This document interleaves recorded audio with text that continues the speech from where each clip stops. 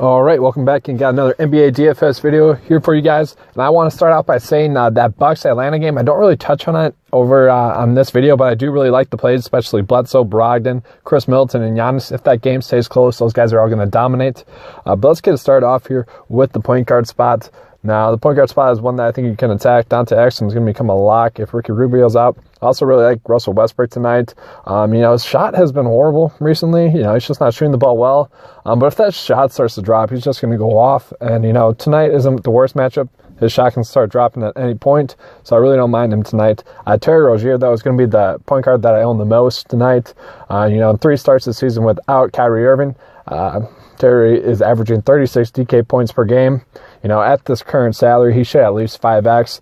And he has that upside to at least go for 40 DK points, so I really don't mind him on the slate. Another play that I don't mind is going to be Dennis Smith Jr. DSJ actually is going against the Celtics, who have been the worst defense against the point guards the last 5 games. Now, I thought that they would get better with Kyrie Irving out guarding the point guard spot, but they're not. They just gave up 35 DK points to Tyus Jones, and now they're going against Dennis Smith Jr., who just had a 35 DK point night. Now he doesn't get the most minutes. He's only getting around 20 minutes, so that kind of hurts him, but he definitely can get there tonight. His salary is low enough. And I already mentioned Dante Exum. If Rubio is out, I do want to lock in Exum. But even if he's not out, they should blow out the Cavs tonight, so he should at least get 22 minutes, so he should at least hit value tonight, so not a horrible option. Luka is a play that I really like tonight. He should dominate. His prices just keep falling, but his per-minute production has not fallen yet. In the last 2 games, he only had 26 and 23 minutes. That's because those games are blowouts. I do believe that this game will stay close tonight, so I do believe he'll get you over 40 DK points. I'm going to be looking to lock and load him into a lot of my lineups because I do believe that game will stay close. Josh Richardson's another play I like. In 2 games against the Wizards, he's currently averaging 38 DK points per game. It's just been consistent this whole year. He hasn't been below 28 DK points in his last 9 games. His 28 DK points was the only bad game he had in there. During that time span, he was averaging 35 DK points per game, so not a horrible option. CJ McCollum, I do think he'll be decent. Adams will be guarding Nurt, and Westbrook will be guarding Lillard, so I think McCollum will have a little bit more shots. And, he shoots the ball a lot, so it's a matter of him just getting hot from the field for him to hit value. He can hit value on any slate, really. So he could possibly go for over 40 DK points tonight. Brandon Ingram's the play that I like the most here, though.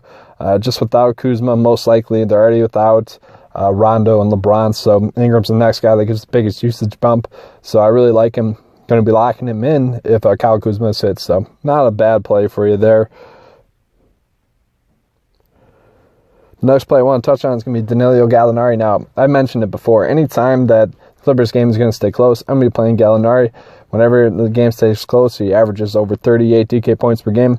Really not a bad price point still. He definitely can hit value there at that price point if the game stays close. Now, Amino, I don't mind. Like I already mentioned, some of the other players, some of the other star players for Portland have some tough matchups. That maybe means Amino will get a couple more DK points here and there. He is currently averaging 28 DK points in his last 5 games, so I don't mind him. KCP, not a horrible option. He did start the second half when Kyle Kuzma went out of the game in the last game. I do not think he'll start tonight just because the Knicks tend to play big, but he's definitely not going to be a horrible option for you. DeMar Carroll, last 3 games he started, he's had over 30 DK points. I think that's going to be more of the same tonight, so I'm going to be trying to play him as much as I can. Once again, I really don't mind him as a player. He's normally solid and consistent.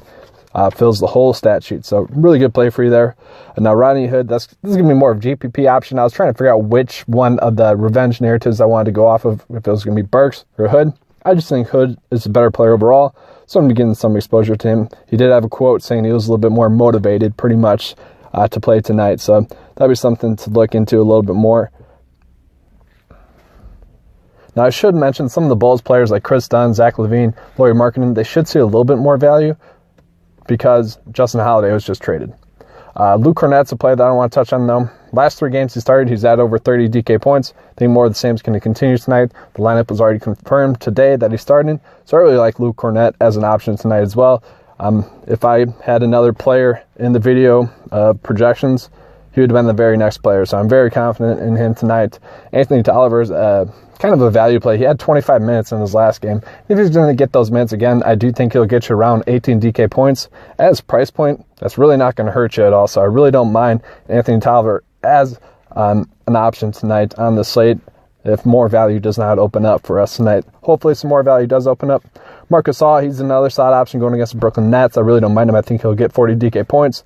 Another play that I think will get 40 DK points is going to be DeAndre Ayton. He's just been doing really well recently. His floor is pretty high. It's at least at 32 DK points tonight. I do think he'll get you to 40 DK points tonight. John Collins, like I said, if this Hawks game stays close, he'll at least get 40 DK points. If it blows out, he should at least get you 35 DK points. So I really like him. I do think he's a strong play tonight. Don't exactly love the matchup completely, but once again, I do like to attack the Bucks via the power forward spot. So not a bad option. Miles Turner, he should go off in this matchup. That is, if he does play, he easily can go for over 45 DK points. So if you don't want to go with Miles Turner, I do think you go with Sabonis. You do want to attack them with the center spot. So whether it's Sabonis or Turner, you got to go with one of them. Brook Lopez has been sneaky good recently, and I do like to attack the Hawks via the center. So that could be one way of doing it. That's going to be more of a GPP stacking, game stacking option. JaVale McGee, he doesn't get the minutes, but he should get you at least 30 DK points tonight.